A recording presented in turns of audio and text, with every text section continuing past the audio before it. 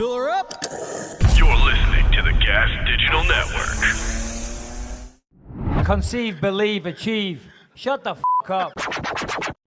And new undisputed UFC Middleweight Champion of the world, Michael the Count Bisping. This is Believe You Me on the Gas Digital Network. All right, we're back Thursday morning. It is the Believe You Me podcast with Harrington has had he shaved his head. No, of course, Anthony Smith is going to be on here every week, every Monday and Thursday. Correct, Anthony? Yeah. We're just, we're taking it to the moon. Mr. Bisping. We're going to the moon. Oh, the crypto talk. We're taking this podcast to the goddamn moon. But never mind moons. Of course, we've got a big show today. We've got Tom Aspinall joining us. We've got Stephen Wonderboy Thompson joining us. We've got predictions for UFC 282 and probably some nonsense from Harrington. But you, speaking of nonsense, Anthony Smith, speaking of goddamn nonsense, you mentioned before we went live that you went to see a psychic recently. Please, I want to hear all about this. Well, Mike, I've been on this spiritual journey lately. I went and seen a Reiki master a couple weeks ago.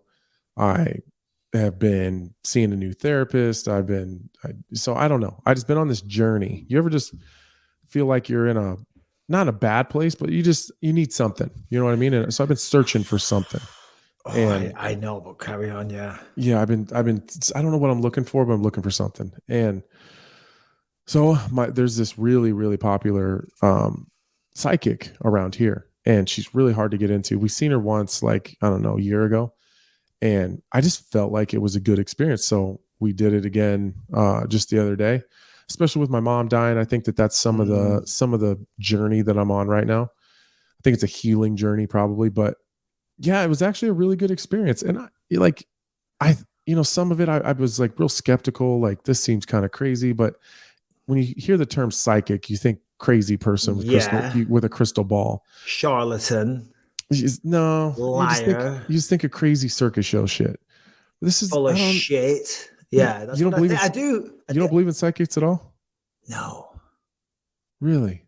I don't. My mum went to see one, and it was the old, someone in your family, hold on. It's a man. Yes, I know a man. He died recently. Is he 70? No. Did someone die recently that was 60? And she keep going, yes. Was he had brown hair? No. Blonde hair? Yes. And I'm like, this is bullshit. No, I don't. And maybe I'm closed-minded. And maybe I need to open my eyes. But yeah, I don't believe that someone, and I'm not sure. Oh God, last thing I'm trying to do is shit on your experience. No. I get it. So just ignore me because I get it. But I don't go in for stuff like that. I think even if, like, just maybe say it's not real, or say it's half real, or say I don't know, say it is what it is. And I think just the experience and just digging deep into my mind and maybe giving me a separate, because I'm always thinking like, I don't mean to bring this podcast down, but no, I have a lot of guilt and resentment and like regret with the whole situation with my mom. Right. I feel like maybe I let it go too long. I should have called it earlier. Maybe I let her suffer too long, and maybe was she suffering, like shit like that. And maybe just the psychic giving me another perspective to think about, whether it's true or not true. Like it gives me another reality that is also a possibility. So I think that's what and I've been on this. I've been talking with Rashad about doing DMT and mushrooms and not like trying to get all fucked up and have this crazy trip, but more like an emotional, spiritual journey to find whatever the hell I'm looking for. So I'm very aware that it could be bullshit, and I'm very aware that who knows, but it's also, it's a different perspective. You know what I mean? Absolutely. And regardless of whether or not I believe or not, if you believe, that's definitely very powerful. And more importantly, just having the time to sit down with somebody and talk about these things, you know what I mean, is a form of therapy. You know what I mean? And going through your emotions and talking about things like that. So I'm sure it was very, very useful. So, right, sorry, I didn't understand. I thought when you said we went to a therapist and, you know, you were like, can you tell us what the fucking winning lottery tickets are? No. Well, and you know, I didn't realize you'd gone there, obviously, because of your mother. So apologies No, you're good. for making light and mocking a little bit, because I would never do that. Even if I knew. You know, even the psychic stuff along with the therapy I've been doing, like there's this new, I don't know why I feel like talking about this right now, but there's this new type of, I don't know how new it is, but it's new to me. It's called ASMR. It's kind of like a light and vibration type of thing. And I thought it was fucking witch doctor shit, but it's essentially you focus on this light and they put these vibrating things in your hands and then they ask a question and then like you think about it and then you watch the light and you follow it back and forth. And then like it almost like it distracts all the bullshit in your brain. So you can actually, it's almost like in therapy, I've only done that with her a couple times, but it's really just me trying to, it's almost like you're solving your own problems, you know, like it's not someone else telling you, here's what your problem is. Here's the fix. Here's how you should think about it. It's more like, let's navigate through all the bullshit. Let's organize it and let's figure out what's important. Okay. We'll put that in that box. What's bullshit? We'll put it over here. And what shit do we need to throw out and never think about again? So for anybody out there that's, I don't know, maybe heard about ASMR and some of the other stuff, fucking check it out. Well, Brian says there's plenty of YouTube channels about it. And as I say, you know, I mean, you lost your mother recently. And that's something that I think about all the time. And just even hearing you talk about that makes me think, I've got to call her. You know, I was trying to go see her at Christmas. And even though people in the comment section say you're full of shit, there was nowhere fucking B&Bs and there's nowhere to stay. So I'm bringing her out here. When I go to England, I'm coming out there. But I'm just trying to make sure I enjoy, you know, she hopefully she lives a long time yet, but she's certainly not going to live forever, you know. Right. So yeah, and if you find it therapeutic, Anthony, then go for it, my friend. We've got Stephen Wonderboy Thompson jumping on in 10 minutes. Harrington, Brian, how are you people? What's up, Mike? I'm doing great. You're very quiet, Harrington, and you don't look your usual chipper self. I mean, when am I ever chipper? I think that's a gross mistake. Right now you're chipper. But this is chipper?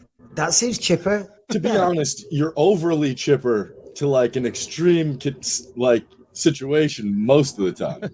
Chipping. We've got 10 minutes. Later on, we're going to give all our picks for 282 this weekend. What's a big story that we should, sink our teeth into, Harrington, while we wait for Stephen?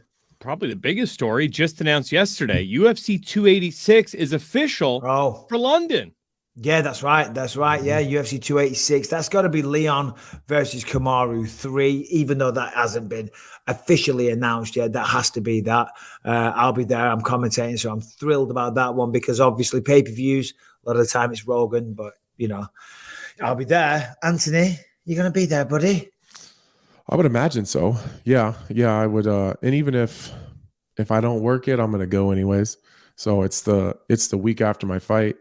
So I'll be completely free. I'll probably bring my wife and one of the kids or something. And then, I don't know, maybe the BYM can bounce around and try some cool shit. We're going to try and do a live show. We said this yesterday, and Harrington straight away was like, I'll start ringing round.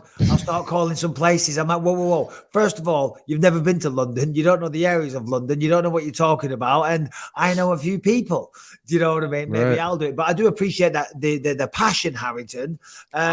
But I've been to London. I spent a week there drunk when I was 17. Oh, sorry, my bad. I don't know your movements when you were 17, drunk as well. I thought you didn't drink. Harrington can't be there, though. It's not going to be quite the same. I will say this. Why? It won't be the same. How do we do a BYM live without Harrington? Because he's putting the birth of his child first. Can you believe this? Fucking priorities, Harrington. Jesus Christ, I thought you liked this job. I thought he was passionate. Dude, I like this job so much that the text where I said, haha, my fiance is mad that I might be going to England, got my phone broken. Got your phone broken. I've been calling his girlfriend for the past 2 days to get in touch with him. Yeah. What happened to your phone? So she she read the text message of me being like, ha. She's really mad that I'm even considering going. And she's like, ha, you motherfucker. Boom. Just broke my phone. Are you serious? I swear to God. Oh, God. Okay, well, now you have to go to prove a point. Yeah, kinda, right? That's what a real man would do. A real You're man would say, being "You want to break my bullied. phone? I'm going to fucking London. What Good would luck with Tate that, baby." do? Yeah. You're being bullied, Harrington. This is domestic abuse. It is. You know, she's It's smashing emotional. That's emotional attacks. It's a heavy burden to carry. How do you feel? Do you need to speak to someone as well? No, I feel great because she's buying me a way upgraded version. Blink twice if you're safe. Oh shit! so you're all right But we are going to try and do a live show. And Harrington, all jokes aside, the birth of your child has to come first. So if you can't be there, you can't be there. But if you can be there, and if you want to tell your wife to just not your wife, Alex, just eat some spicy food, and do this a lot. That helps, apparently. You know what I mean? What's the castor oil? Doesn't castor oil work too? I don't know. This is really where we should have Rebecca. She had them all because I had them all. Yeah, well, no, because I had a fight. I was fighting Dan Miller at UFC 114. It was Rampage versus Rashad. I was the co-main event. All my team flew out with Rampage, and Rebecca was pregnant. And I'm like, if you want to get this show on the road, babe. So we were trying everything to get that baby out. And then fortunately, the baby came. I jumped out. So I jumped on a plane and got there like 3 days before. But it all worked out. You ever had a close one like that? No. All of our kids have been about 3 weeks early.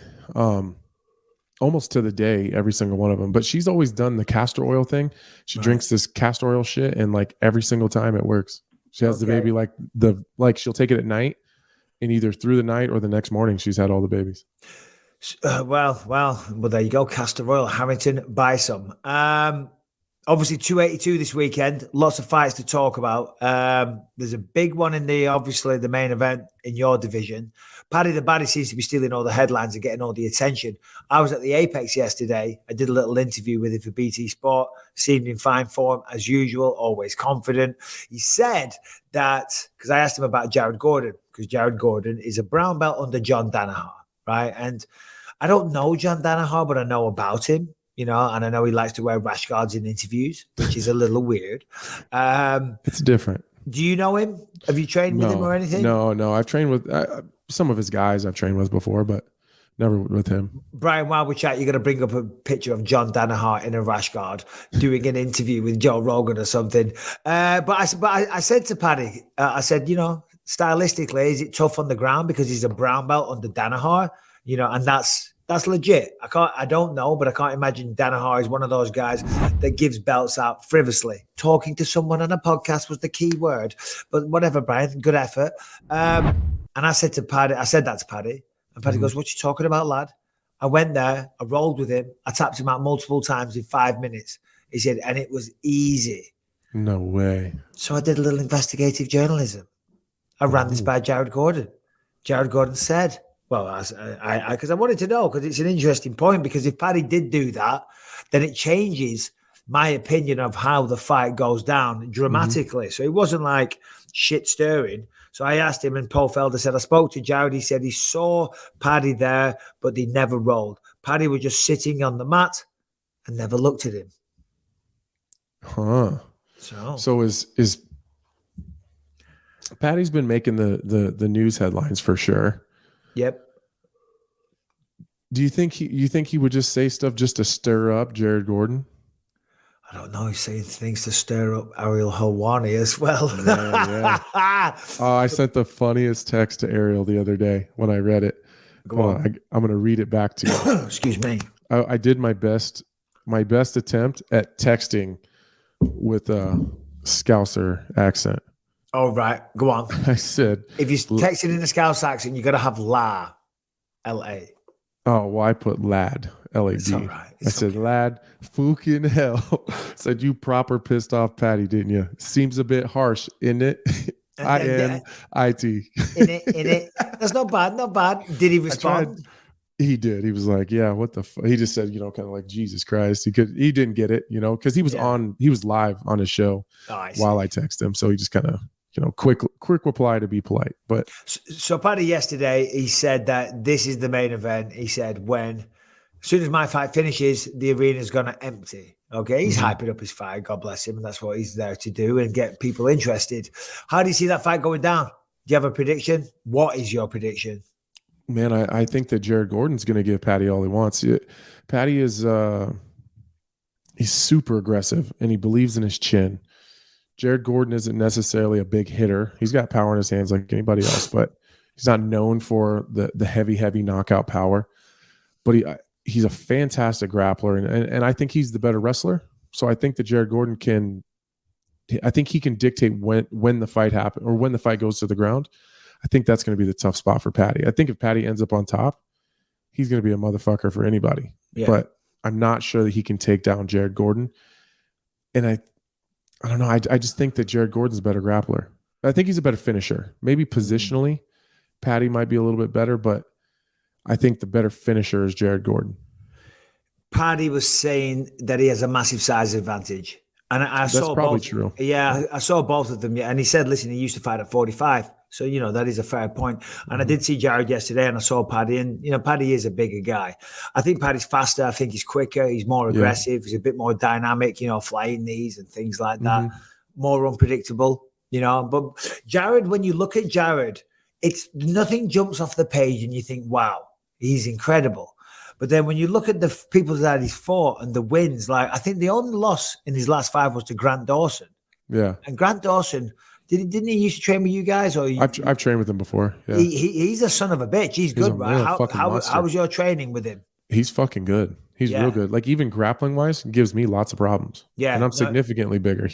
The kid has a gas tank that just doesn't fucking stop. No, that's right. Absolutely. He's good. And Jared gave him a good fight. I think he got tapped out in the 3rd round, but it was a good fight, and Jared had a lot of success. So I thought Paddy, with respect to Jared, because he's a lovely guy and I'd never badmouthed him, but I thought Jared, Paddy would have an easier time than what I think now.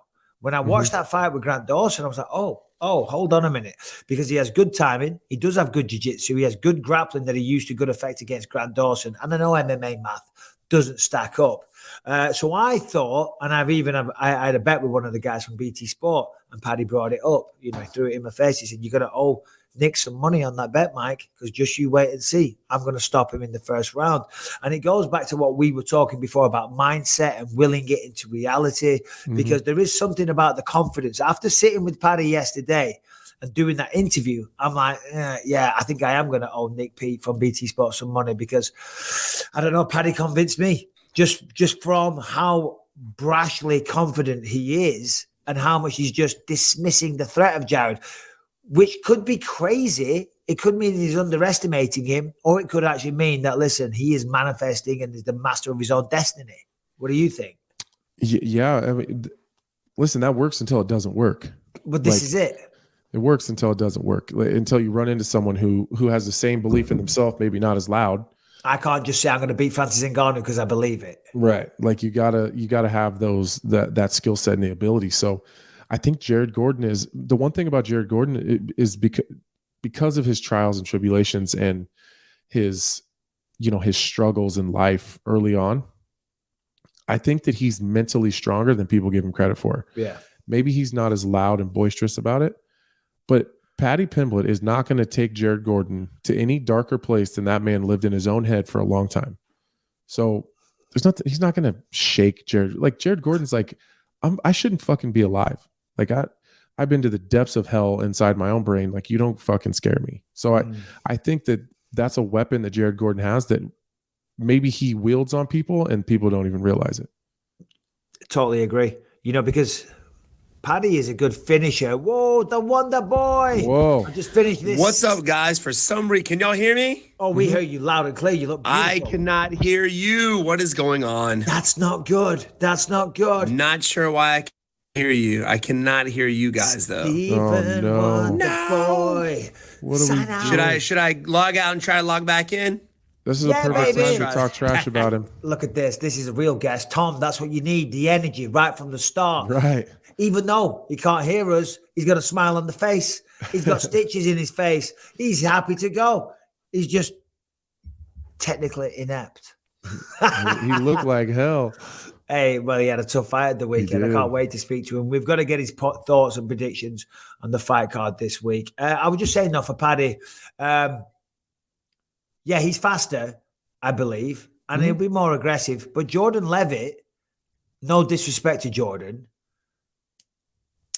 is not the fighter that Jared Gordon is. And Jordan Levitt did give Paddy some problems in the first round. Do you hear me now? I got ya. What's up? Thank you, What is Stephen. up? We've wanted you on here for a long time. Thanks, man. I appreciate you joining us. Obviously, you just had a massive fight at the weekend. We'll get into all that stuff. But how was your day going? You look like you're still healing up from the weekend. Yeah, man. Actually, I'm healing up pretty quickly, but I'm feeling great, man, and just glad to be on with you guys. How many days did you take off before you started driving that bus and teaching again? Man, I was back Monday, baby. I was back Monday, driving the buses, teaching classes, the whole ordeal, man. It was pretty cool because we had a lot of our karate parents and kids come to Orlando. It wasn't a crazy flight, to come join and support. So I thought it was pretty cool.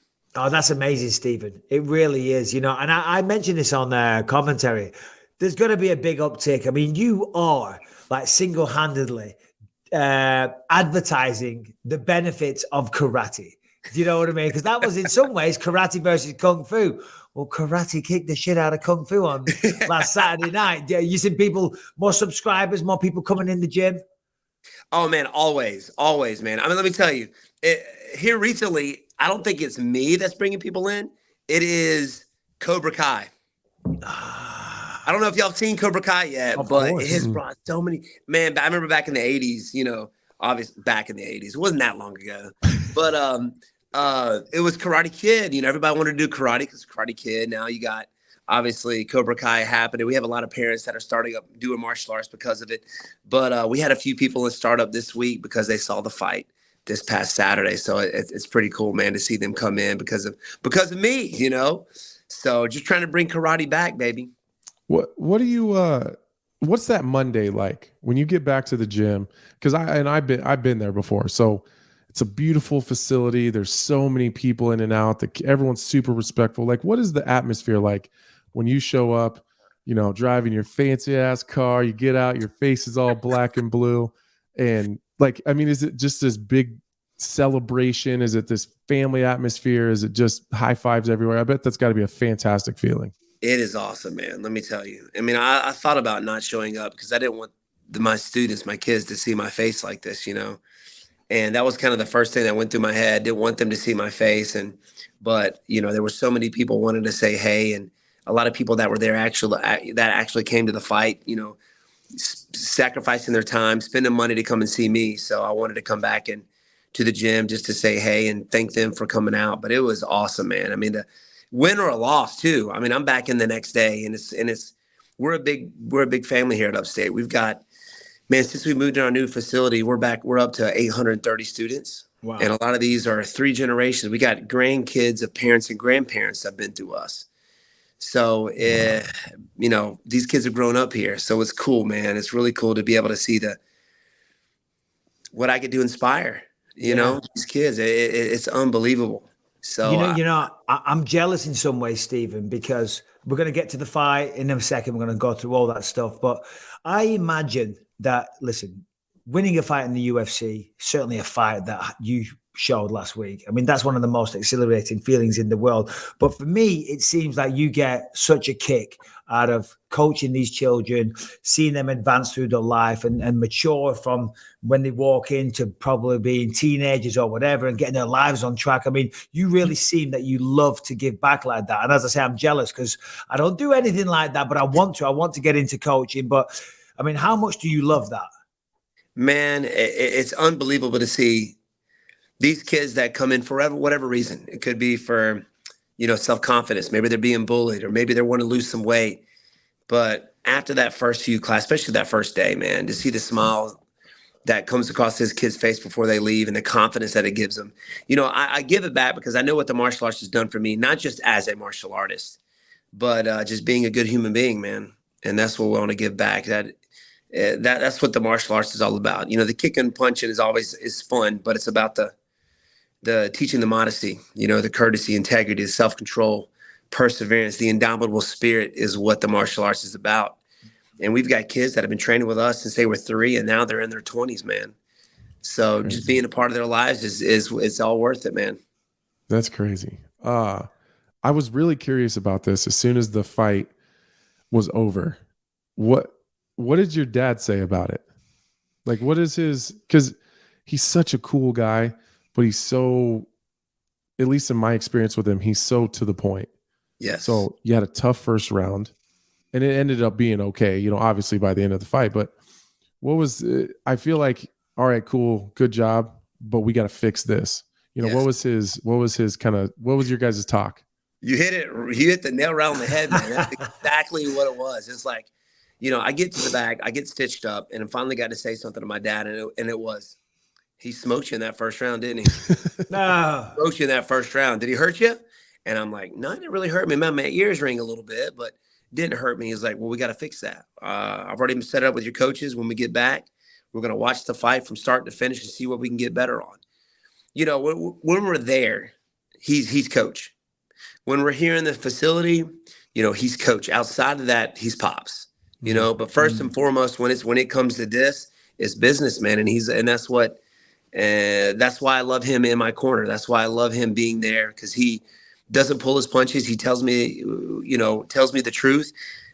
He's a very honest guy. Some people think he's trying to be, you know, a smart ass but he's just a very, very to the point kind of guy. He doesn't sugarcoat anything. And that's what I love about him. So we're already made plans this weekend to get with the coaches and watch the fight and see what we can get better on.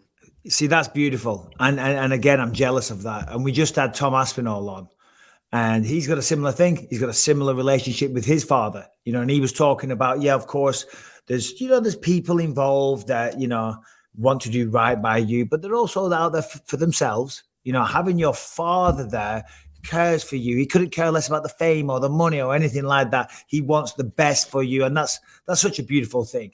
But right, let's talk about this fight, Stephen. I said that was one of the best fights I've ever seen. It was coming from you, that's freaking amazing, Stephen, and I stand by that. It was unbelievable. Now, maybe it's because I was there, and I could not believe the speed, the power of your kicks, and like as the fight was going on, you were just taking over. And I love Kevin, so I'm not trying to talk bad about Kevin. I'm a huge fan, and we talked about it at length on Monday. But from your perspective, take us through the fight, please, Stephen. Man, well, you know, obviously with, you know, after the weight cut and everything, you know, we knew going into this fight that he was going to be tough. He did really well at 185. He's knocked some really tough opponents out, and he's got some power. He doesn't look it, but he's got some power in those hands. And I think it has to do with his height and his reach. He's just got amazing leverage on his punches. His range is really on point. So that was kind of the game plan going into this was, you know, to use my longest tools, obviously my kicks. I wanted to keep my right side forward, because if I throw my left hand, well, of course I work both sides. I'm actually right-handed, but I wanted to keep my right side forward. So that way my left hand, if we decided to throw it at the same time, my head's leaning away from his power hand whenever he threw his right. And he caught me in that first round. Actually, when I was in a close stance, I had my left foot in front. I didn't have the correct side forward that I wanted in that fight. And that's when he smoked me. But the plan was, leading up to the fight, to keep him on his heels. I didn't do very well of that in the first round. I kind of wanted to feel him out a little bit, which is something that I kind of do. I want to see if they made any changes since the last time I've seen him fight. And that's one of the things that we really work on doing, is seeing their very first fights up to their most recent fights to see if those guys make any changes. You get those guys, you've seen them fight once, you've seen them fight 100 times. They don't make any changes. But then you got guys like Kevin Holland who they evolve after they fight, you know, after a fight. So they get better at certain things.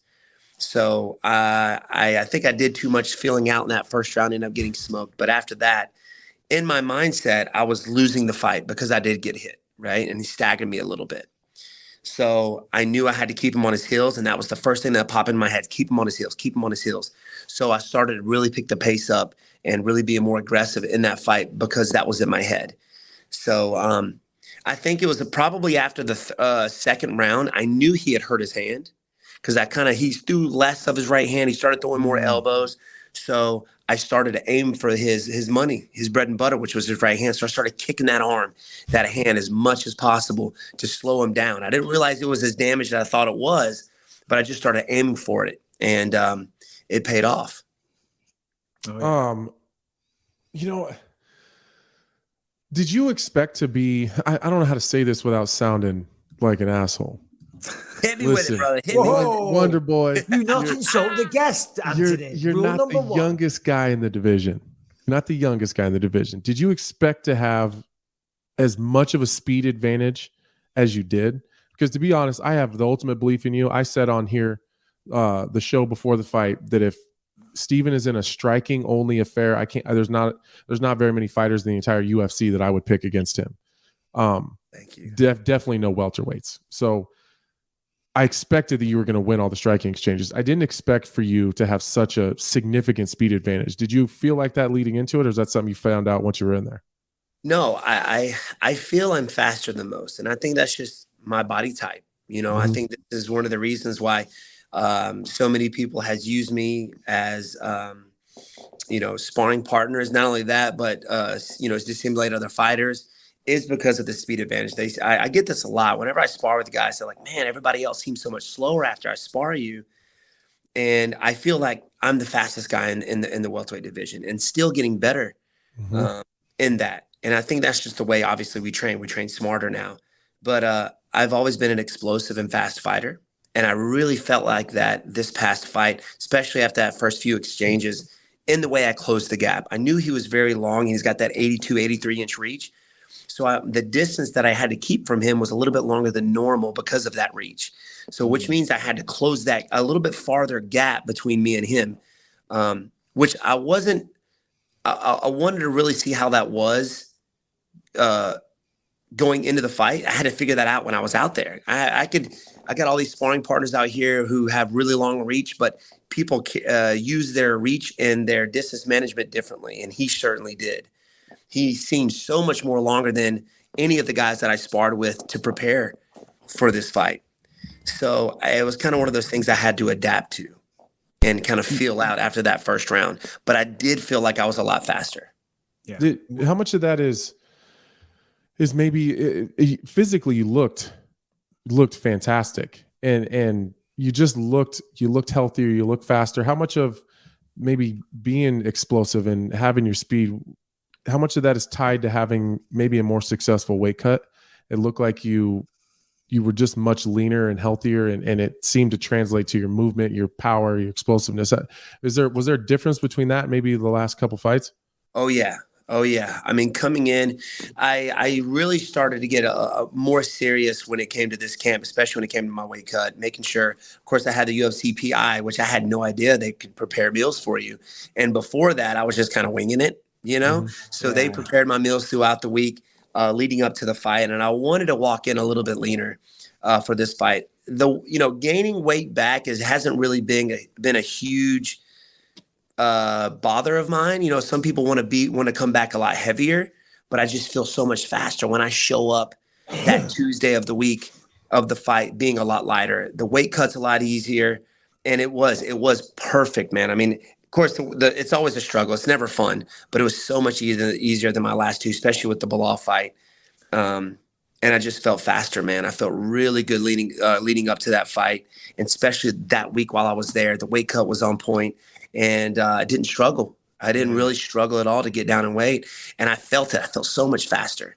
So it really does, especially with my age, the cutting of the weight, it's different now, and I really have to focus on it. And that's kind of like more important now than it was before, is make sure that weight's on point and that weight cut's a lot easier. It's crazy because I was the same way, the last couple of years in my career when I'm pushing 40, I had it down. I had it nailed. And the weight cuts, of course, there's a lot of sacrifice. But if you follow the plan and you eat the right meals and you do the cardio, if you do it all, then the final week, they were the easiest. The last 5 or so were the easiest of my career. Right. Here's another one that I'm jealous of. I'm jealous of everything about Stephen Wonderboy Thompson right now. One of my favorite people on planet Earth is Jack Black. And you are besties with Jack Black. That man is hilarious. I love his music. I just look at Jack Black and I crack my head. I just start laughing. And then I saw that video of you two and you were kicking and he was doing the kick. And then it progresses that he's going to walk you out. He was going to sing Wonder Man. And sadly, I think because of schedules, whatever, he couldn't do it. But talk to me about, how did this friendship with Jack Black come about? Well, I've always been a fan of Jack Black, and I got to introduce you now. So, Oh, please. I mean, it's going to happen. I got to do it now. He's awesome, man. I've always been a huge fan of his, and obviously Tenacious D. My brother has been asking me to walk out to Tenacious D for the longest time, and ended up doing it, and it just became one of my trademarks. I think it was the Gilbert Burns fight. He had tuned into the fight, and as soon as I was walking out, he said he heard a familiar song, Wonderboy by him. And who was this Wonderboy kid? And he started watching. He went live, I think, on social media. And after that, I must have hit him up or something like that. But I was at International Fight Week, and there was a guy there that was filming for the UFC who also films for Jack Black, and he says, "Wonderboy, Jack Black wants to talk to you." I was like, "Are you kidding me?" So after the fight, I end up FaceTiming him. We end up hitting it off. He ends up bringing me and my brother Sweet Tea out to Wilmington, North Carolina, where he was on tour. So I got to walk out on stage while he sang Tenacious D, Wonderboy. I got to hang out with him before and after. And literally, he's the same guy you see in all of his movies.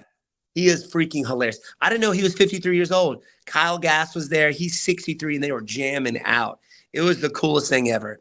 So he wanted to walk me out. Obviously, the schedule, he was still on tour. Wasn't able to make it, but I got to chat with him afterwards, and hopefully we'll make it out, get him to walk me out my next fight. So that's the plan. That is awesome. You should bring him to Upstate. I know that dude is. I mean, he's in the South a lot. So I told him, and we're in Simpsonville. He has a lot of tours around, and of course in Charlotte, North Carolina, and Charleston, South Carolina, which is super close by. We're going to get him out here for sure. Well, make sure you invite us out. I got you. I got you, Anthony. By the way, I owe you, I owe you from your last camp. I told you I was going to be out there and help you out, and I wasn't able to. The schedule was crazy, but I got you, my brother. You need me at any time, I'm there, brother. My man. So we've got to say, Stephen, what's next? Because you are still one of the best strikers, the fastest. You had a great performance. You're a fan favorite. We all know the last two fights, they didn't go your way. The Jeff Neal fight, when you had that Jeff Neal fight, I called it. And again, I was blown away. I could not believe what I was watching. I'm such a fan of your style. And I'm not just saying that because you're on. And I thought, no one on planet Earth is beating this guy, Well, of course, styles make fights. Yeah. What is next? And what do you think of the division right now? Especially the welterweight division, there's a slew of high-level wrestlers, good MMA fighters, very well-rounded fighters. Of course, the gold is always at the top of the list. But getting better, getting back to the books. And I ended up breaking my hand, my left hand. So I ended up breaking first and second bones in the hand. So they gave me 6 months suspension. But in that time, it's a prime time to keep working on my wrestling and jiu-jitsu. May have to have a hard cast on, but we'll see. Hopefully I don't want to wear a cast. But getting better every day with my wrestling and jiu-jitsu. And my last 2 fights, I learned more out of those 2 fights than I did my last one, actually, because, the Gilbert Burns and Bilal took that blueprint that Gilbert had, just to hold me down. And it kind of stinks knowing that people want to win fights that way, but it's the way to win, and they can move up the rankings that way. It makes sense. So I've got to get better at that and still improving on it every day.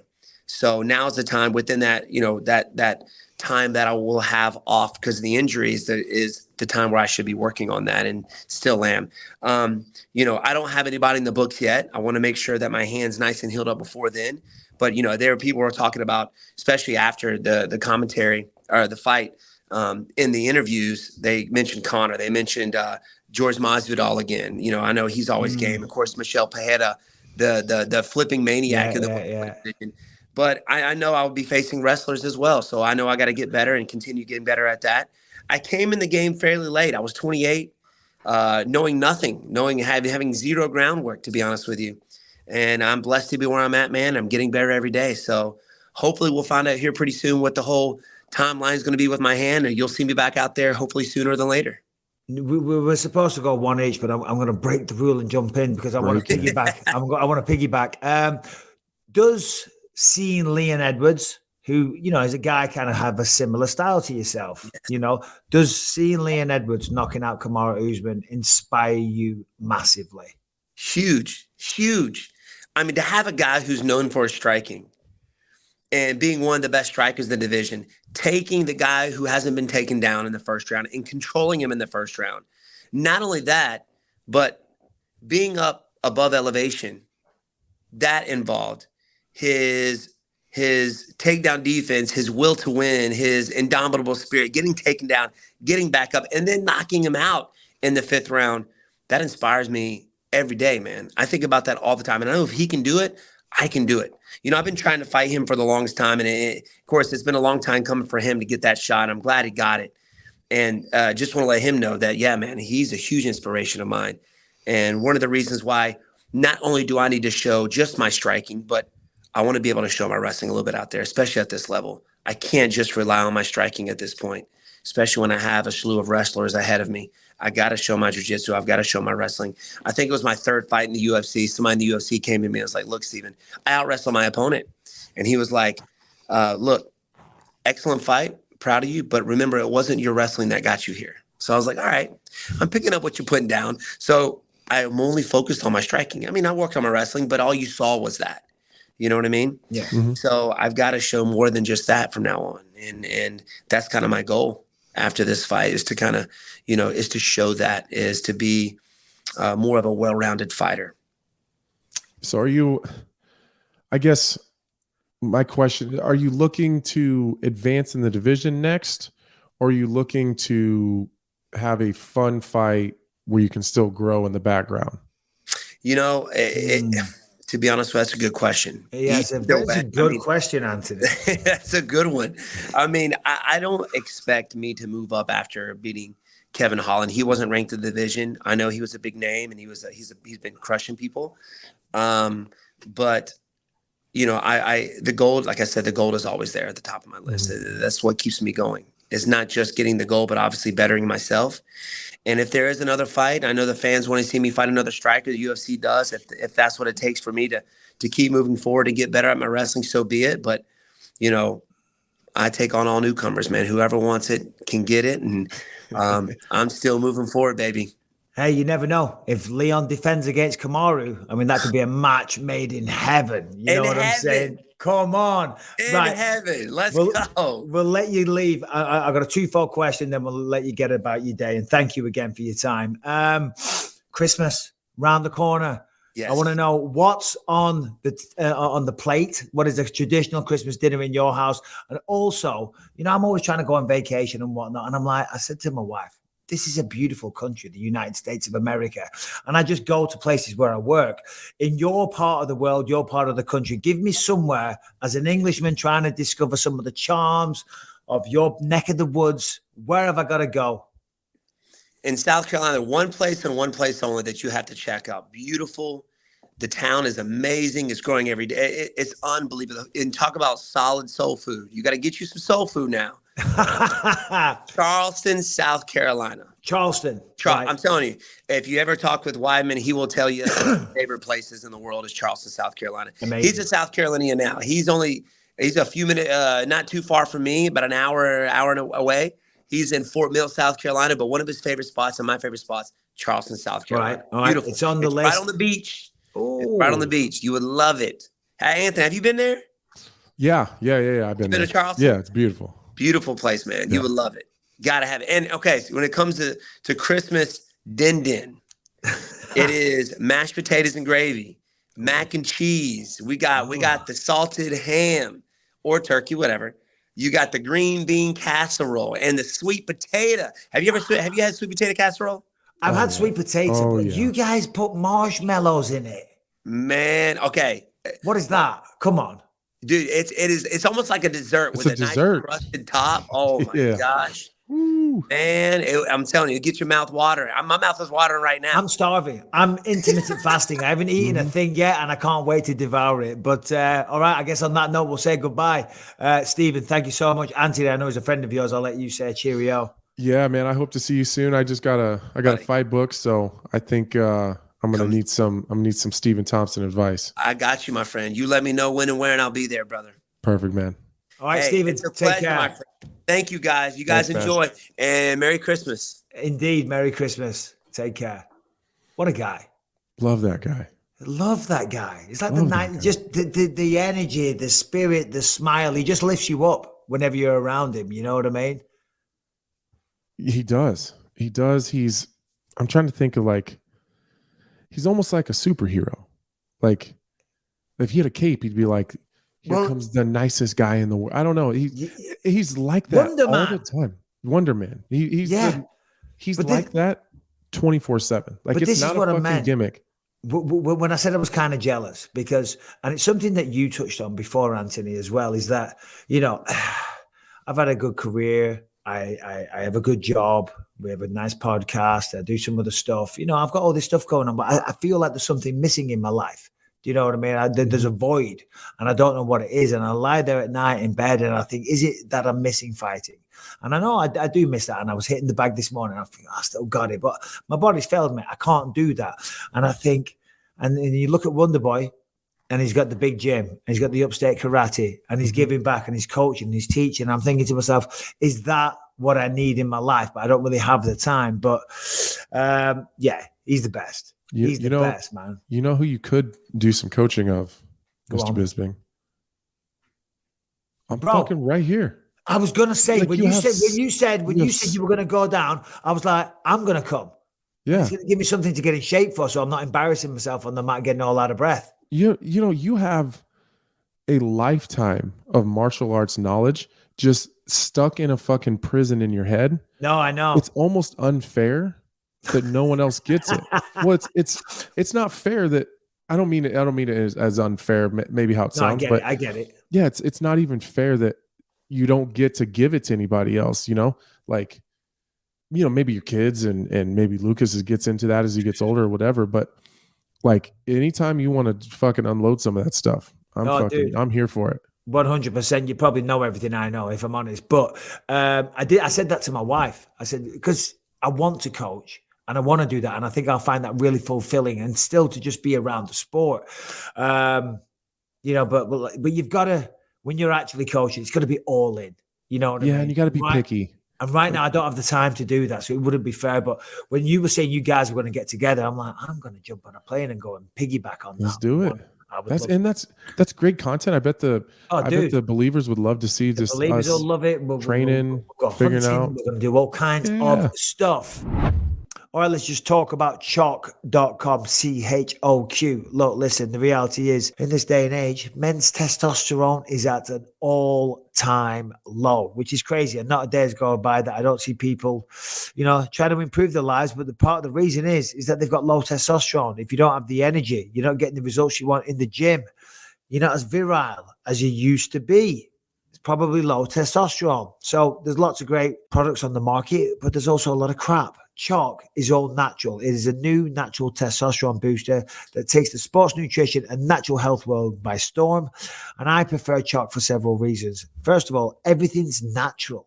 Okay, you pull up at a gas station, you buy one of those. It's full of weak, crap, dirty ingredients, dirty supplements. And the guys at Chalk are proud to stand up above all of them in clean, pure, and healthy products, okay? Chalk is the cleanest research-based testosterone booster available that you can get. And along with Chalk, be sure to check out their Male Vitality Stack, STAQ, and the Stack Ultra, okay? If you think about it, your testosterone is dipping. Get it re-upped. Get that boost, okay? But do it in a natural way that's going to give you some vitamins and minerals along the way, okay? Right now, go to chalk.com, use the promo code Bisping, okay? You're going to get a massive 35% off. The holiday season is approaching. Give the gift of better help to yourself and to others by going to chalk.com. And as I say, use that code Bisping. 35% off your entire order, which, come on, it's a massive discount. Chalk.com/Bisping. Good luck. Well, as I said, we did have Stephen Wonderboy Thompson, and we are having Tom Aspinall. We pre-recorded this interview for his convenience, but here we are. Here's our chat with Big Tom. Tom Aspinall, welcome back to the Believe You Me podcast. I don't know if you knew this, but whilst you abandoned us, Tom, and you don't speak to me anymore, and you don't return the messages, this is now the Anthony Smith podcast. Were you aware of this? I have been seeing a few clips on YouTube and stuff. Yeah, Anthony seems to be doing much better job than Mike usually does. Yeah, it's definitely better with Anthony on the show. It's definitely it's definitely much better. Yeah. Well, I'll just go jump off of goddamn bridge or something, shall I? Jesus Christ! I want you, Tom. It's been a long time, mate. All jokes aside, mate, I've missed you, buddy. It's good to see your face. Obviously, the last time the public saw you, it was that fateful night in London back in July. It was a big moment for you. Another main event. You were geared up to, in your mind, go through Curtis Blades. Do you mind just taking us on a quick emotional journey? Would you tell us what you've been through, mate?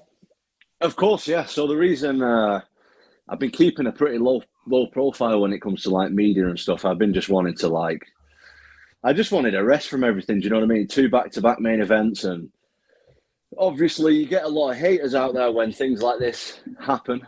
And I was not in the mood.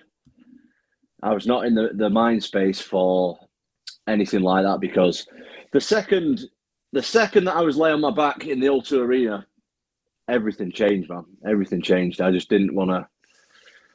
I don't know. I built up so long for that fight. I was making so many mistakes outside the octagon as well as in my training and stuff like that. And I felt like as soon as that happened, like I just had a completely separate mindset to everything before, and I'm going to come back with a completely new outlook on everything, I think. Do you maybe welcome? Obviously, no one wants to. You don't want to get hurt, and no one wants to have some time off. But are you trying to turn this into a positive and welcome it? Like you talked about mistakes outside of the octagon. What are you talking about? You just need to clear your mind, clear your life, cut out some bullshit. What are we talking about? Yeah, just all of the above, basically. So for me, it's been like a really fast rise. Like I went from people essentially not really knowing who I am and not really giving a shit to main event in 2 back-to-back. But to Americans, it's probably not that big, I don't think. But for like a UK guy to headliner the O2 Arena when it's sold out is massive. Like for a UK fighter, that's fucking big, man. That's big. Yeah. So to do that back-to-back within the space of like 2 years and be like a top 5 ranked guy fighting these, like it's been a lot mentally as well as physically, and I feel like somewhere I just got lost along the way, and I felt like I had to say yeah a lot of the time when I wanted to say no. A lot of people got involved who shouldn't have been involved. I ended up agreeing to things that I didn't really want to do.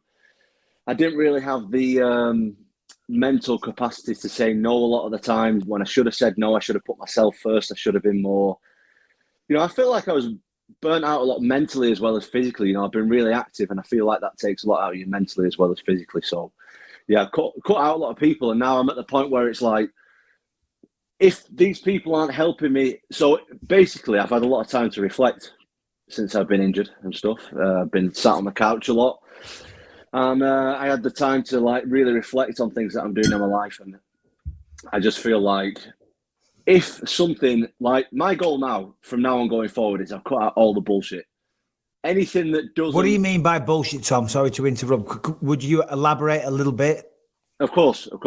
So when I say bullshit, I mean anything that is not anything or anyone that is not helping me become the UFC heavyweight champion of the world doesn't have a place in my life in this time. It doesn't mean that they won't be there when I've retired, when all this stuff's done, when I've accomplished my goal. But for right now, any kind of distractions, any friends ringing me up telling me that their uncle wants to see me at the 60th and they're a really big fan, and I feel like I have to go then because, or if I turn up to a training session and there's not heavyweights on the mat to train with, I'm fucking walking out the session, bro.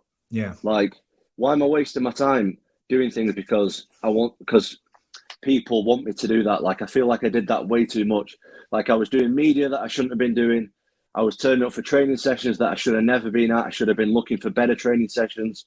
I was doing stuff outside that was taking up a lot of time and energy that I shouldn't have been doing, and just fucking letting too many people get involved that shouldn't have been involved, basically, because I struggle to basically have the strength of character to say, actually, this isn't right for me. I need to focus on becoming the heavyweight champion of the world, and that's not what I've been doing. Yeah. No. Listen, Tom, I say it all the time. You got to be selfish. I've even said that to you. No one else is stepping in that octagon. You're the one fighting, so you've got to put your priorities first. And this is the first time we've spoken, right, since July. You haven't been on the show, right?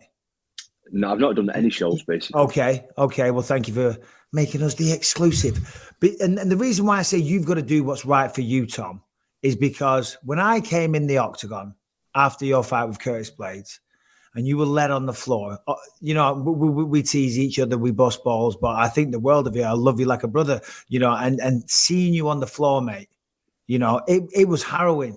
It was, you probably don't know because you're the one led on the floor. You were clutching your knee, and to see a man your size and as tough and as strong as you are, you know, you're a pure alpha male, you were howling in agony. Take us back to that moment, Tom. Sorry I'm not trying to make light of it, but how bad was that pain on a scale of 1 to 10? Why are you making me relive it, Mike? I'm trying to get past that. That was old news. That's old news now. Bro, we're trying to talk about it. Then we're going to go forward to the rosy future of Tom Aspinall, taking the world by storm, being the champ. You and Anthony Smith, two little hop-alongs together. Tell me about that moment. Yes, Anthony, the disabled brother. Exactly. I'm joining in that gang as well. No, but right, I'm going to say something that casuals don't like to hear this. Casuals hate hearing this. But I'm sure you boys will agree, and I'm sure any professional athlete, I'm not even just talking about fighters, any professional athlete in any sport across the board will agree. Here's a secret for the casuals. We have injuries. We have injuries. That's what happens. When you're training day in, day out at a high level, we do have injuries. And the knee has been a problem. I've been training on one leg since before I was in the UFC. Seriously. Like before, this is a really, really old injury. I've got a torn cartilage and a slight tear on my MCL. For the last 5 years, I've had this injury. And I've been managing it. I've been managing the injury really well. I've been getting through these high-level training camps. I beat former champions with this injury. Do you know what I mean? So I just thought, I can do this again. I've done it fucking before. I've done it 5-6 times before. I beat 4 top 15 fighters with this injury. Why can I not do it again? Of course I can do it again. And I fucking gambled one time too many, boys. I'll be honest. I gambled one time too many. And for whatever reason, the karma hit me right in the face. I knew it was going to go one day, but I didn't expect it to be in front of 20,000 people. Like I say, I've done this many times before. I've fought injured fucking 5, 6, 7 times or whatever it's been. And I just thought I could do it again. And it turns out, for whatever reason, that night, I couldn't do it. And my knee just gave up completely. I don't know why it was. I don't know what exactly happened. I can't even tell you. For whatever reason, that night, my knee just gave up on me in front of all those people. Tom, listen to you talk about it. Like you could twist this and turn this back to a really positive. Like you talked about the negativity and all the stuff that maybe you were doing, the training sessions, the media, the kind of stretching yourself too thin and doing shit that you didn't want to do. Had you beat Curtis Blades that night, you might have never had that realization that you're having right now and never changed that. And it just continued to build. Plus with having the injury, imagine you do beat Curtis Blades and your leg holds up. Maybe you beat another guy after that. Then you fight for the title. You got all this other bullshit going on that just keeps amplifying as you keep winning. And then you tear it in a title fight when it really fucking matters. Yeah. Like, good point. It's a terrible, obviously the injuries are terrible. It all sucks, but you know, this could be a blessing in disguise. Have you thought about it like that at all? At first, no. For the first couple of months, especially when I couldn't walk. Do you know what I mean? Yeah. When you can't walk and your legs up, and I know both of you boys, although Anthony, I don't know you personally, obviously, I follow your story and stuff. I know you guys both have children. And Anthony, you have small children too. I have small children. And the kids don't understand about that shit. The kids don't understand why you can't just get up and go and kick a football around or go and get them a drink or go and get them whatever. And you're sat there with your leg up. It's hard to see. And you're in a lot of pain. I was in a lot of pain for a couple of months as well. It's hard to see that. But now the dust settled and I'm back training and things are going better. I can really, really see like this has been such a massive blessing. And I'm in such a good place now mentally, because before I was always like super polite. You know, I'm like a super polite guy anyway. Well, unless you're trying to grab hold of me and choke me out in restaurants. Other than that. Mike, let's be honest here. You had like 2 pints and you thought you could take on the fucking full restaurant. It was ridiculous. I don't know what was going on. Come on, less abuse. Back to the emotional story. No, but no, what it was is I was always like, where it's like, I'm a bit too polite and stuff. And now, you know what? I just think, fuck everybody and everything who's trying to get in the way from me and my dream. Because, to be honest, I didn't realize how much I wanted this until this happened. I didn't realize how much I'm pissed off to be great at this sport. I am pissed off because I'm not a UFC champion. I'm pissed off because I'm not where I want to be right now. And I seriously didn't realize any of this. I was so casual about everything. Just like, oh yeah, another fight, another this. I took it all for granted. And when it was taken away from me, I was like, fuck, I want this more than I want anything. And anything that's stopping me do this now doesn't have a part in my life. Anything that's stopping me. Well, that's beautiful to hear, Tom. And as you say, I mean, it is a cliche. You don't realize how lucky you are, how fortunate you are, and how bad you want something until it's taken away. You know what I mean? So you don't realize, and it is a cliche. But now, it sounds like you're hungry. You're dying to get back in there. We've been keeping in touch. You're saying that this is a blessing in disguise. You're coming back a way more improved version of yourself. When you come back, Tom, what is the path? Because you're still right there. You're still one of the top ranked heavyweights. I know you wanted to take your time, but the way you were running through everyone, you're always going to get fast tracked. So when you come back, the state of the heavyweight division, Sergey Pavlovich, he's fucking a big name now. Derek Lewis got knocked out. Taito Avasa's got knocked out. Do you have a perfect path, if you will, for the next 18 months or so to get you to that strap? The heavyweight division, especially at the top, it moves really slow and it's pretty shallow at the moment, especially. We got, a good 4 or 5 guys at the top, and then underneath that, it's kind of everything moves slow in the heavyweight division. So I think like an injury like this, that'll keep me out probably around a year, 18 months. It's not too bad in comparison to like the lighter divisions where they're fighting 3-4 times a year. So to answer your question, I can't remember the question, Mike, to be honest. What's the path back? The path. The path. The path back is fuck all the other heavyweights, and I'm going to absolutely slap everybody because now I've got 2 legs and I'm in a really, really good place because the reason that I've always said, here's another exclusive for you, Mike, while we're giving you some exclusive. Fuck, let's go. Let's go. The reason that I've always said, I'm going to take it slow and I want to do this, because I'm fucking fighting with 1 leg. I'm fighting with 1 leg through most of this. Like, I know that at some point I'm going to have this surgery on this leg. And now I've had the surgery. Now the leg's getting so much better. It's so strong. I'm doing stuff in the gym right now that I've never been able to do before. Literally, my whole professional career, I've never been able to do the stuff that I'm doing in the gym right now. And my leg's not even healed properly yet. I've not even given it the time to heal properly yet. So in another 6 months, I feel like I'll be exactly where I need to be. And in the heavyweight division, you need a couple of big wins. That's it. Yeah, a couple of big wins. I'm still going to be ranked in the top 10 when I'm back. Not that ranking matters. Ranking doesn't mean nothing to me anyway. But a couple of big wins, couple of big knockouts, and I'm sure I'll be right back up there in the mix of the heavyweight title. What do you make of kind of the heavyweight title mix with the Francis Ngannou mess and the John Jones situation? Is he fighting? Is he not fighting? Is Francis going to re-sign? Like, what do you make of that? Like, it might be, in 6 months, it could look totally different, but from where it stands right now, what do you think's going to happen? I always think if fighters are pushing for more money, that works really well for the rest of us. Yeah. I don't know how you feel. I don't know how you guys feel about that, but I think that works well for us.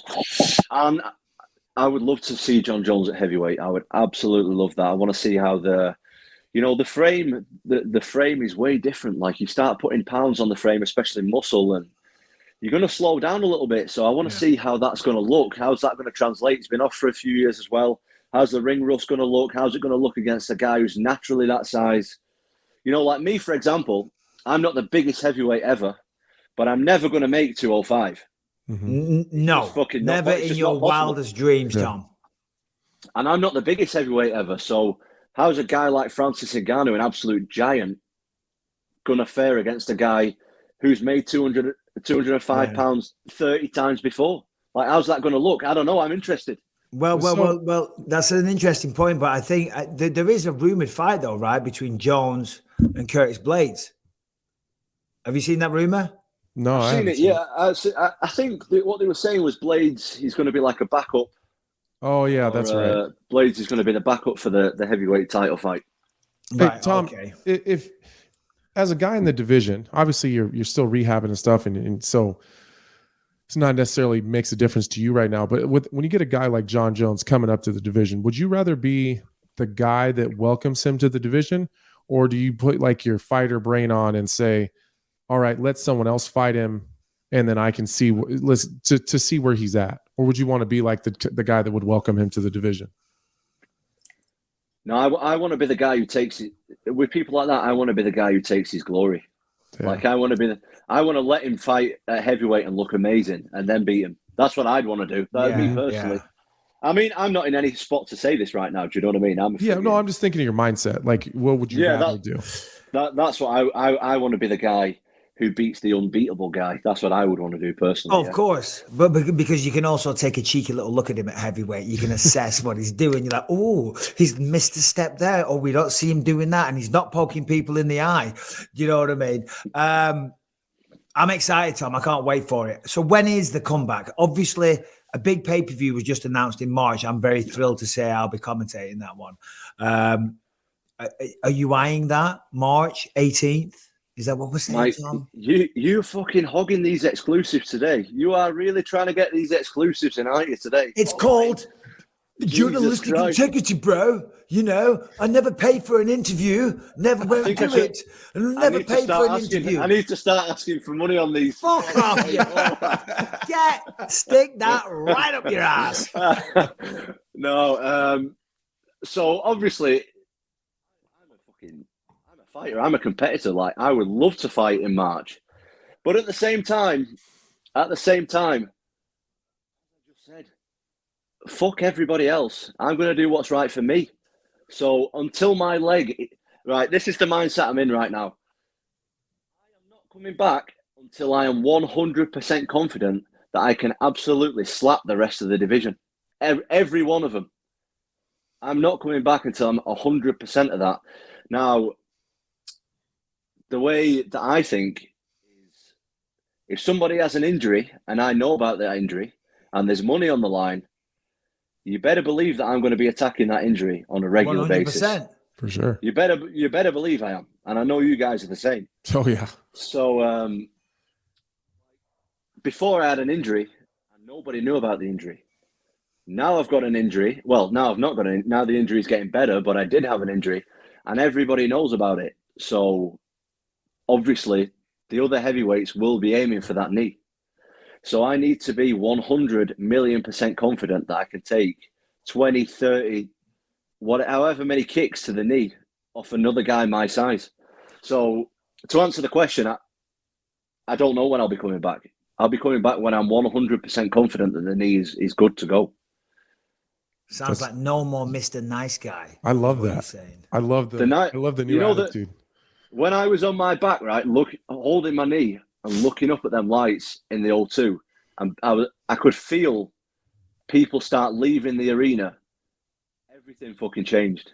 Everything changed for me that day. That's a good point, Tom. You're right. That is because the reality is at the end of it, sorry to cut you off, but you know, they want to beat traffic, they want to get out of the car park, and you're absolutely right. You're giving up your time, your emotional energy. You're going to your Uncle John's friend's birthday party to appease him. You're stopping with fans, but you're right. When you're the one led there on the floor, clutching your knee, looking up at the lights, howling in fucking agony, they're walking out, getting in the car and going about the day.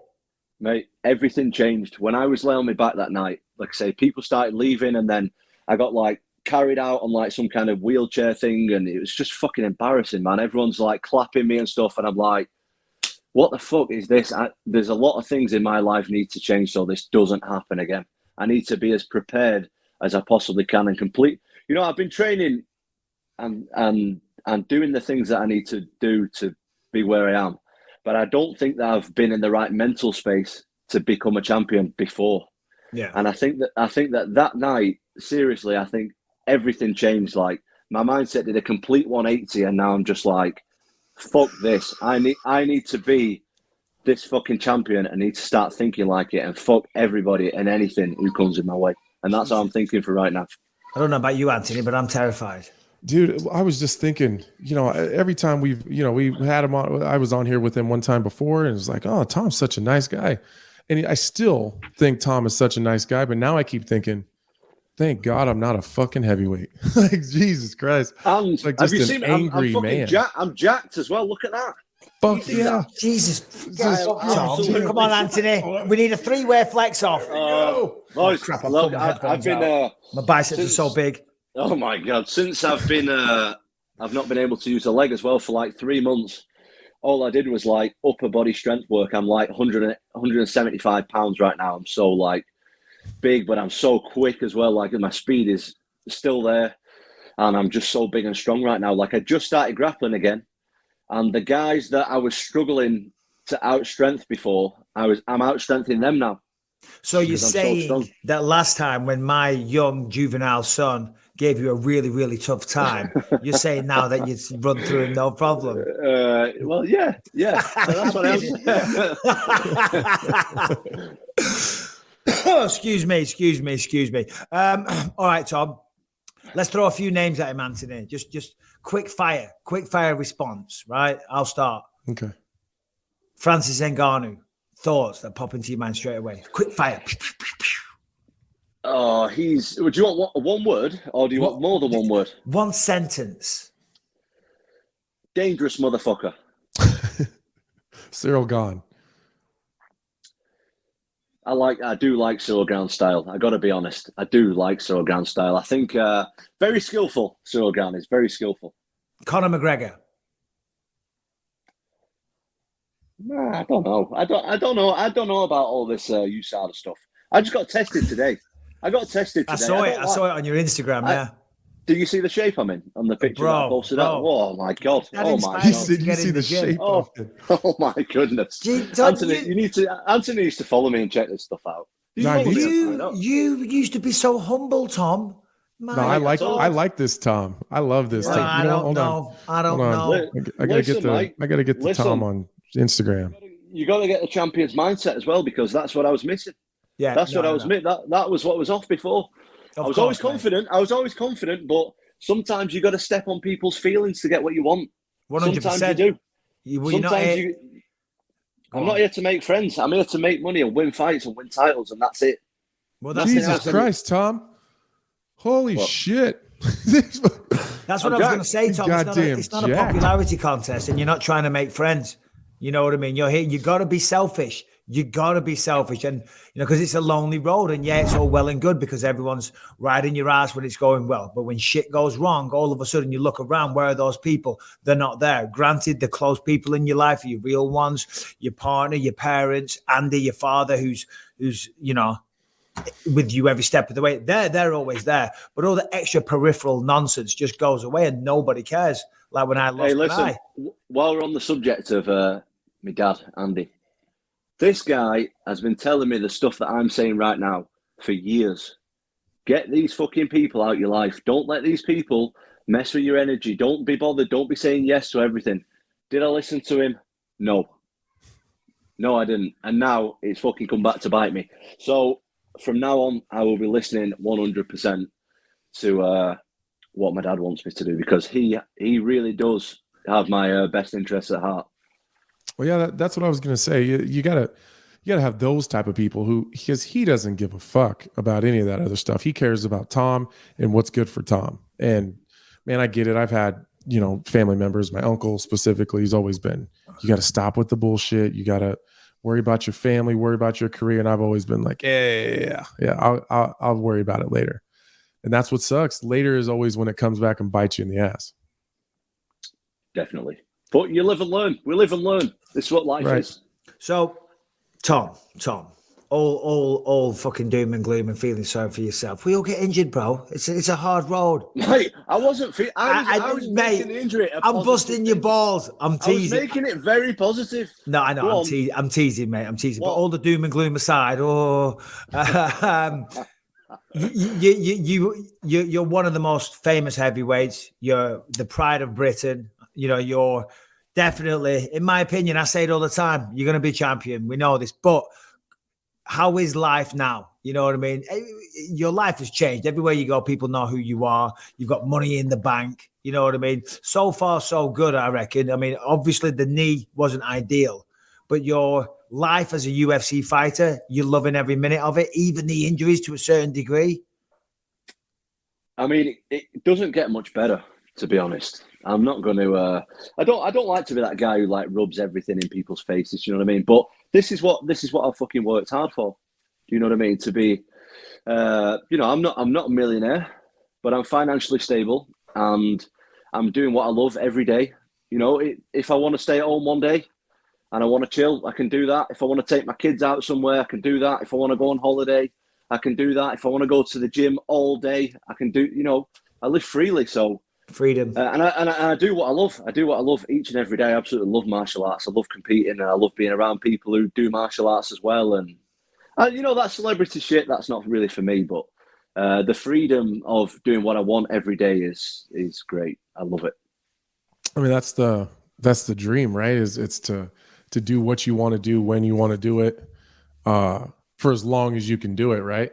Man, that's a great feeling, though. You know, I come from a small town in Nebraska where there's 5,000 people in my hometown. And to be honest with you, for me, growing up, like making it would have been getting a really good job at the factory.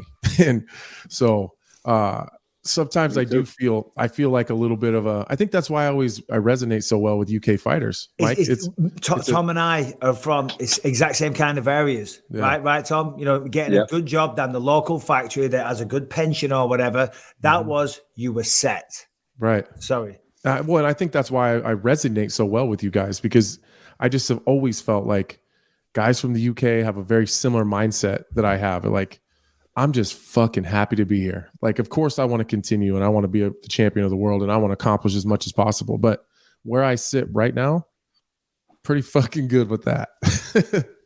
Anthony, are you one of them Americans that aren't American? Yeah, you know the type, Mike. Elaborate. I have no idea what you're talking about, bro. I can't deal with it. Every time I go to America, people are like, "Oh, where are you from?" I'm like, "Oh, I'm from the UK. I'm from Manchester, London."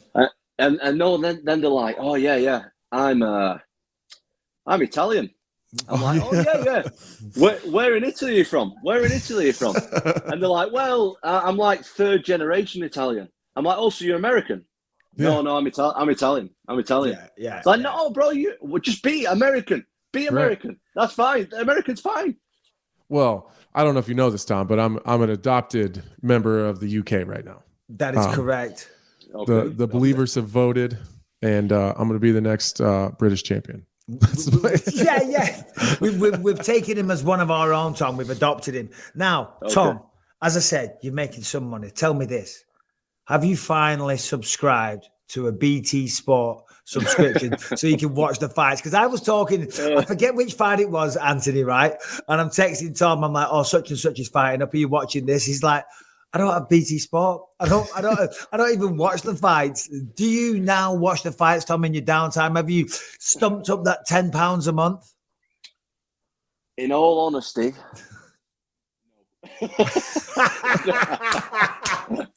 I ain't paying for BT Sport. I'm not paying for it. And my dad's got it. My dad lives like 10 minutes away. I would just go to my dad to watch it. No, I don't do that. I don't do Mike, that. You need to talk to BT Sport and see if we can get Big Tom like an access code or something. I can get an access. I've got one.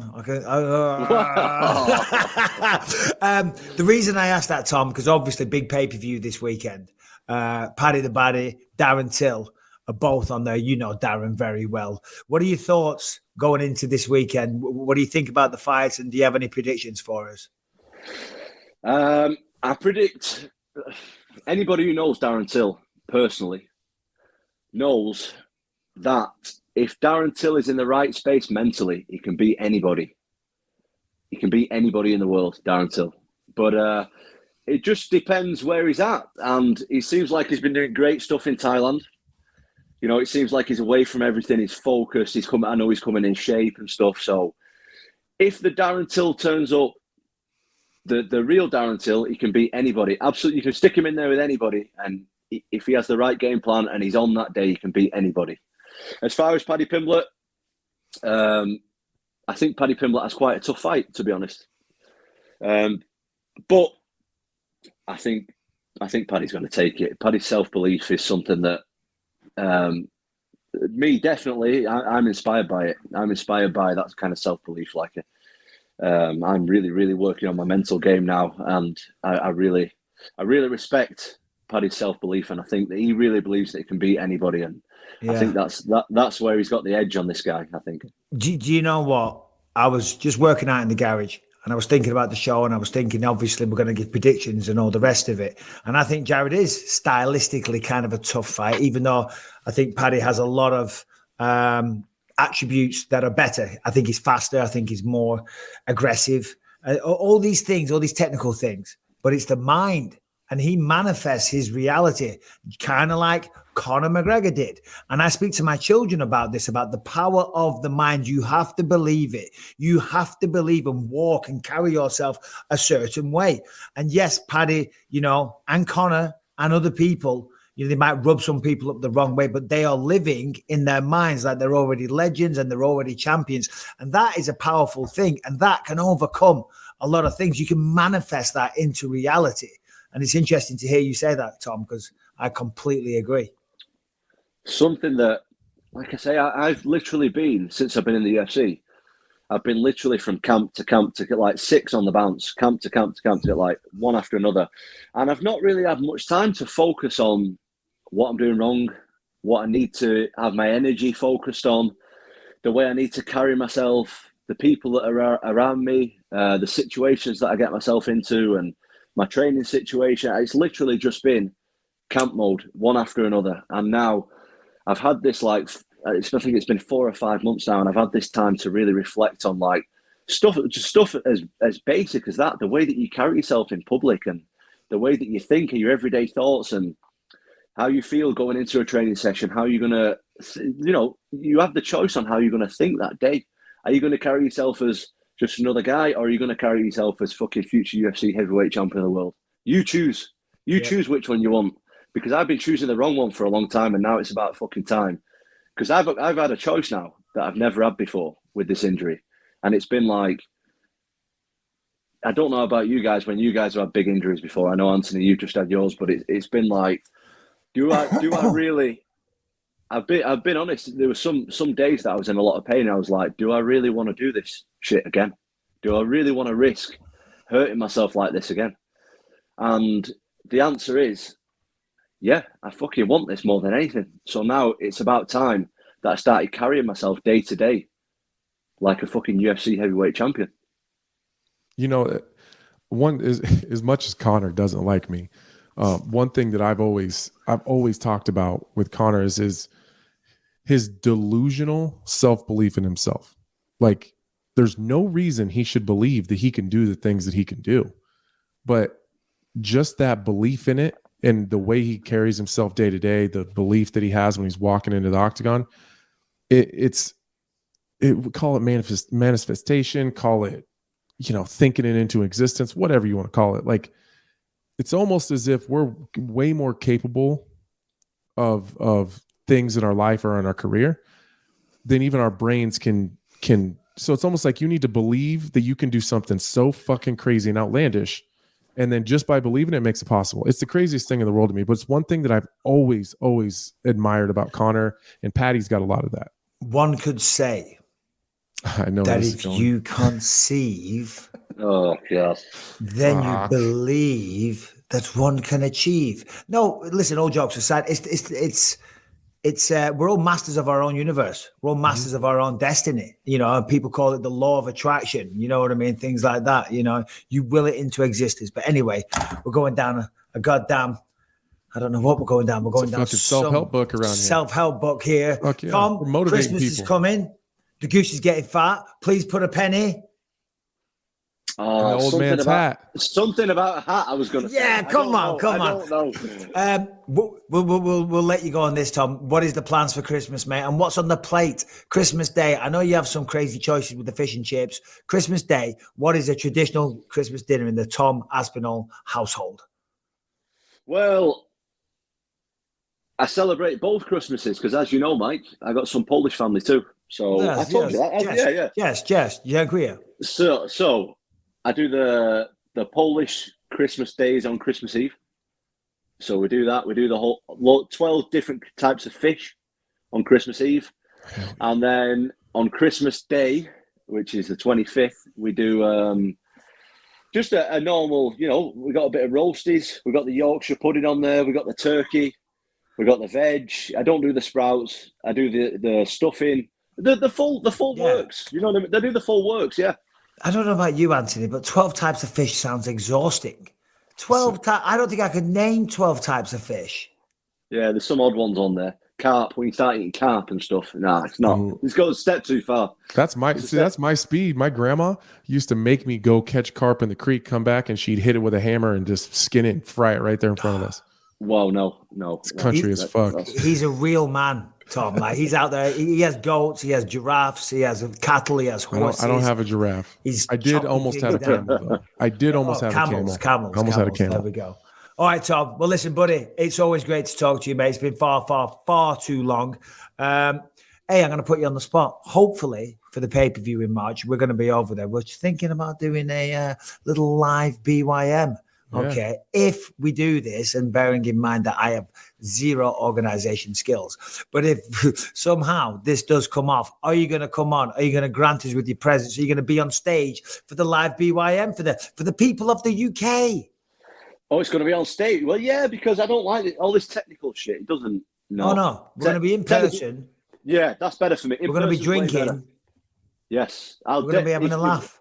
If we're going to be drinking, I'm going to be there, 100%. Hell yeah. 100%. All right, Tom, you're the man. Love you, brother. Hey, boys. Anthony. Thank you, boys. See you, man. Anything to say? Tom, get out of here. He's gone, and there it is. Just like that. No, I love Tom. What a guy. And it does sound, Anthony, like he's fired up because he was deadly before. You know what I mean? But with that new mindset, he's going to do some damage. I think this is going to turn out to be one of the best things that's ever happened to him. And I know it sucks, and it's hard to see it when you're laid up and you can't do everything you want to do, when you're struggling with box jumps and like, how is this a positive? But, I think a year from now, we're going to look back and say, holy shit, if you were going to try to get over on Tom Aspinall back then, was probably the chance. Oh, no. And that was a really good point what you said about it being a blessing in disguise. Yeah. Because had he have got through Curtis Blades, it would have or could have been a massive title fight, interim title fight, something like that. And you blow it out there. Yeah. And nobody wants that. And then all the other bullshit he was dealing with, all the personal shit. Yeah, exactly. Well, there it is. Anyway, let's just hear from a sponsor. All right, real quick, let's just hear from Rocket Money. Rocket Money, by the way, formerly known as Truebill. If you remember Truebill, then you will know this is the subscription canceller. Okay, a lot of you people out there, you don't realize that you sign up for these things. You sign up for trials. You have stuff that you might have used and you forget about it. You outgrow it, right? But it's still coming out of your bank account. Are you wasting money on subscriptions? Because 80% of people have subscriptions that, as I say, they totally forgot about. It could be an unused Amazon Prime account, a Hulu account, maybe some website you signed up to. Who knows? But generally, most people, the average person, has around maybe $200. $200 that they are wasting each month on subscriptions that you don't even know about. Well, Rocket Money, they will cancel it. They make it all very, very easy. The app shows all your subscriptions in one place and cancels what you don't want for you. Rocket Money can even find subscriptions you didn't know that you were paying for. You may even find out that you've been double charged for a subscription. So to cancel a subscription, all you got to do is press cancel and Rocket Money will take care of the rest. Look, listen. There's a lot of people, you're wasting money. Just sign up to Rocket Money, get it done real quick. Doesn't take long. And there you go. You're going to save yourself money. Hundreds of dollars per year. We have testimonials. Yes. One says, yes, wholeheartedly. An intuitive money app is hard to come by. Get it, says at the Liberty HS. And the best app I've ever used was a member responding to a survey. So look, listen, at the end of the day, this will save you money. And if you think about it, you're all doing it. You've all subscribed. I have. I need to use Rocket Money. So Cancel those unnecessary subscriptions today with Rocket Money. Go to rocketmoney.com/believe. This will save you hundreds of dollars per year. That is rocketmoney.com/believe. Get rid of useless subscriptions. rocketmoney.com/believe. Okay, UFC 282 around the corner. You got to jump on a plane, Anthony. You got to go be the big wig for ESPN. I do. I still got to pack too. I got to pack my clothes. It's starting to snow here. You got to go get out to airport. I got to go through the peasant line at the airport. Do your pre-check. I know it's bullshit. Economy, first class. What are we saying? Southwest, bro. Southwest. Boarding Group A. Of course. I had boarding Group A for the first time ever yesterday when I Really? went into Vegas. Yeah, I was like, this is so much better. I was at the front of the plane. Yeah. I'm a peasant. Anyway, right, Harrington, here's what we're going to do. Harrington's going to throw a fight at us on the main card. We're going to give our breakdowns predictions. Harrington and Brian give a prediction, and the loser has to do something on Monday. But we'll figure out what that is. But, Harrington, please, tee us up. Opening fight on the main card is... Pair of undefeated 145ers, Ilya Topuria versus Bryce Mitchell. Lead the way, Anthony. Yeah, Bryce Mitchell, man. He's he's done a really fantastic job of being really popular without a super exciting style. And I don't mean that as disrespect to Bryce Mitchell. He just slows people down. He just does what he does very, very well. He's a fantastic grappler. I think he can wade through any bullshit that he needs to get to the takedown. I think we've seen that in the Barboza fight, that he's able to stay safe even with a dangerous guy like Barboza. I just see Bryce Mitchell getting top position and kind of doing whatever he wants. I agree. And listen, I like Ilya Topuria. It's the battle of the undefeateds. You don't get to see that very often these days. Ilya's great. He's good. He knocked out Jai Herbert last time after almost being finished. Yeah. Topuria's a good grappler, but Bryce Mitchell, he just dominates everyone in that field. He can grapple at such a high level, and he looks powerful. He looks stronger, and I think he's the bigger guy as well. So yeah, I think Bryce Mitchell. What do you think he gets a stoppage, a sub? Yeah, I think he gets. like a second round submission. Okay, I'm going to say a third round, but I think Bryce Mitchell gets it done in the third. Harrington and Brian, what do you think, boys? Ilya Topuria's hands are just that dynamite. I think that the beef with him and Paddy Pimblett is real, and I do think he is angling towards a super fight between the two of them. So I do think he keeps the momentum going, keeps his O, and unfortunately, big fan of Bryce Mitchell. Think Ilya gets the win here. I saw Topuria yesterday at the Apex, and I said to him, what's going on with you and Paddy? And all he said was 2 words. What do you think those 2 words were? Fuck him. Fuck Paddy.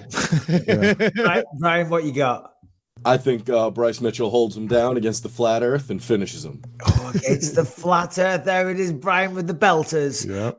Next one. We don't need Harrington to tee us up on this one. I'm excited for it. Darren Till taking on Dricus du Plessis. Great fight. I think Darren takes it on. I think Darren gets a stoppage. I really do. And I met Dricus yesterday at the Apex again. Lovely fella. Really nice guy. Came over, said hi, said, I'm fighting your countryman. We shook hands. I met his girlfriend. Lovely guy. And I love watching him fight. Last time out against Brad Tavares, got the job by decision. The former 2 were knockouts. I think when he throws, he leaves himself open. And Darren's ridiculously fast. And going back to what Tom Aspinall said, if his mind's right, he can beat anyone in the world. His mind is right. He is fired up. He knows people doubt him. They've turned their backs on him. I think this is going to be Darren Till 2.0, the coming out party. Darren Till 3rd round TKO. I'm going to go Darren Till 1st round. Oh, wow. I think Dricus, I like him. I like his style. I love watching him fight. I met him one time, just like you. He's a fantastic guy. Really, really polite. He just gets hit too much. And he's there to be hit. And Darren Till's got fucking dynamite in that left hand. And I just don't think, Brad Tavares has got power too, and he had him hurt a couple times. But Darren Till's power with those straight left hands are just, it's fast, it's sneaky, it's pinpoint accurate. I just don't think he takes more than 2 or 3 of those and stays upright. I'm piggybacking. I'm changing my pick. Round 1. You're right. Round 1. Because Dricus, you can't see because of the camera. His arms are wide. His defense is and they're straightforward. Yeah. He's going to run right onto that left hand, I think. Darren is fast, let me tell you. And he's explosive. And he's ripped. He's all skinny at the minute.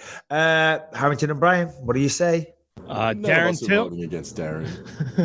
Darren Till says that he left his home right after his daughter was born. He's been spending it in Thailand. He says his gas tank is in incredible shape. I personally think he wants to show that off. Gets a win by 3-round decision.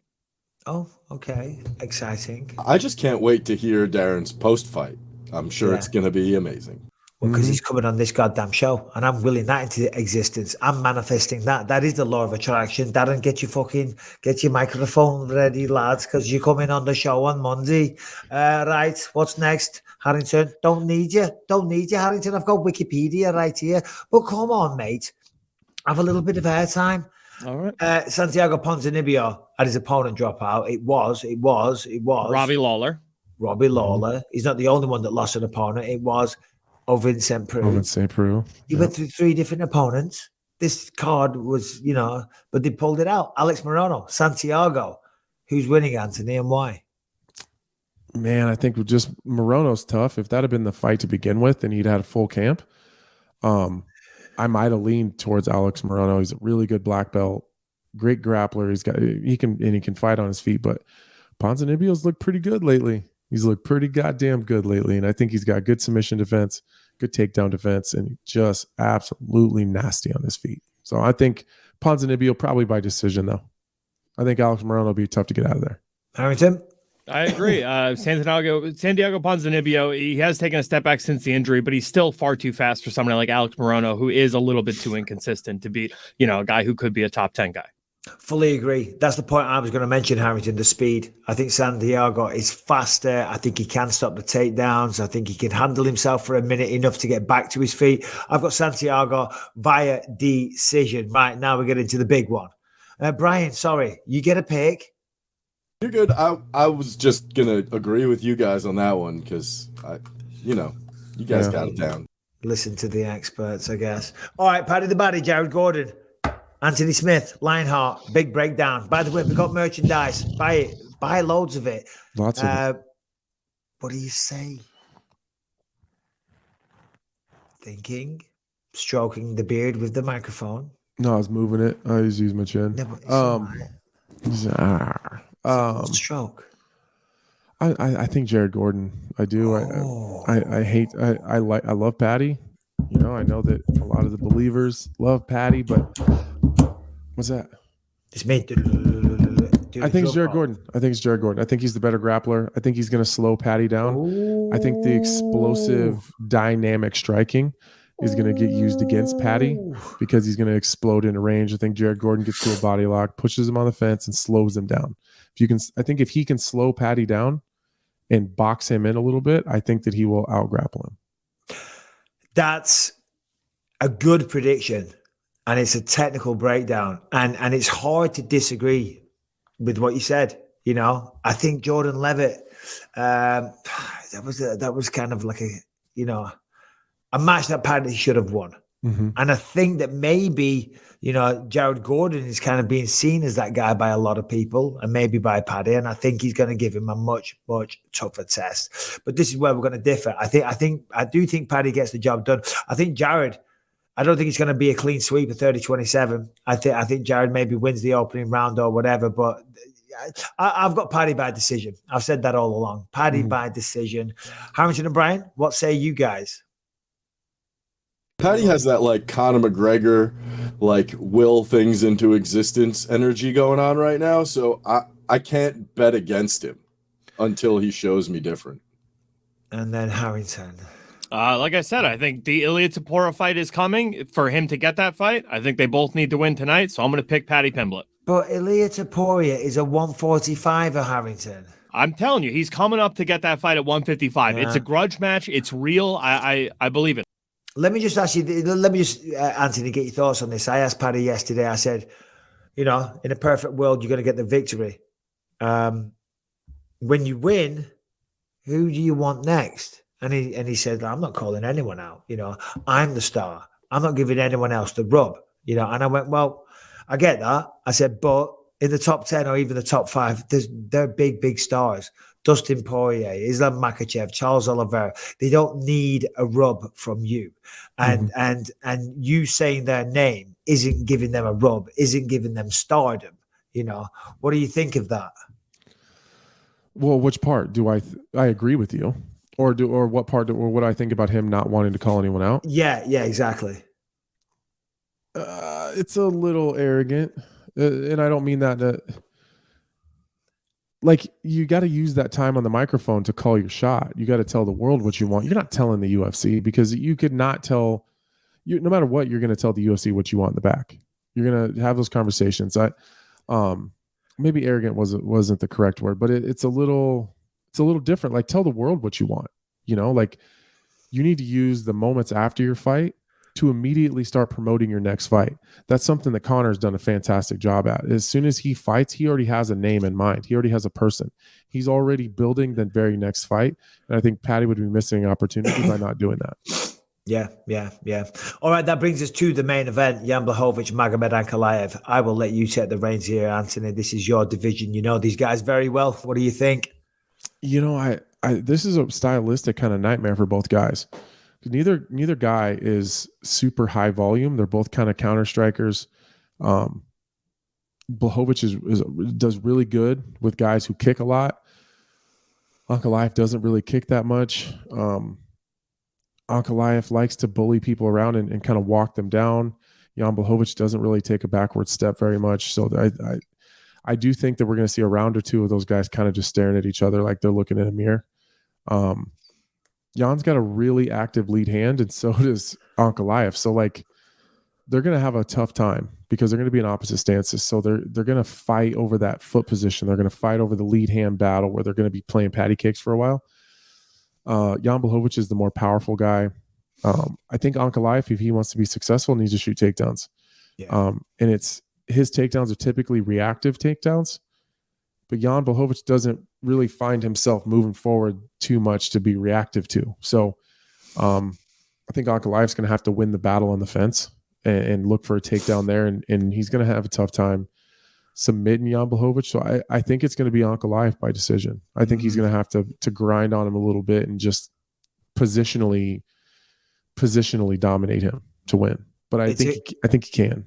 It's a good breakdown, and certainly spoken like somebody that watches this division intensely. You know what I mean?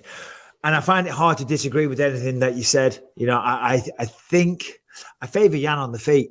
But So do I. Yeah, I favor Jan on the feet. He went toe-to-toe with Adesanya for 3 rounds and did very, very well.